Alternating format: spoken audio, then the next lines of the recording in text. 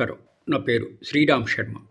ఏదైనా క్రిమినల్ కేసులో bail petition విషయంలో ఆల్రెడీ వేరే అడ్వకేట్ బెయిల్ పిటిషన్ ఫైల్ చేసి అది డిస్మిస్ అయితే ఇంకొక అడ్వకేటు బెయిల్ పిటిషన్ ఫైల్ చేసేటప్పుడు పాత అడ్వకేట్ నుంచి ఎన్ఓసి తీసుకోవాలా? ఇదే విషయాన్ని గౌరవ అలహాబాద్ హైకోర్టు ఒక తీర్పు చెప్పింది. ఇట్లా రెండవ బెయిల్ పిటిషన్ ఫైల్ చేసేటప్పుడు పాత అడ్వకేట్ నుంచి నో అబ్జెక్షన్ తీసుకునే అవసరం లేదు అని అలహాబాద్ హైకోర్టు ఇద్దరు జడ్జిల ధర్మాసనం జస్టిస్ రాజేష్ సింగ్ చౌహాన్, జస్టిస్ అబ్దేష్ కుమార్ చౌదరి ఒక తీర్పు ఇచ్చారు.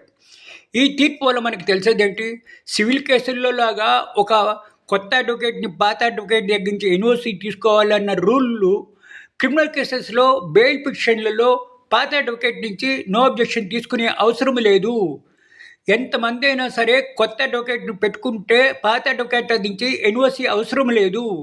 నో అబ్జెక్షన్ వకాలత్ మీద, మెమో ఆఫ్ అపీరెన్స్ మీద అవసరం లేదు అని ఈ తీర్పు ద్వారా మనకి తెలుస్తుంది. ఈ తీర్పు చెప్పడం ఏంటంటే పాత అడ్వకేట్ నుంచి నో అబ్జెక్షన్ తీసుకునే అవసరం లేదు క్రిమినల్ బెయిల్ పిటిషన్స్లో అని.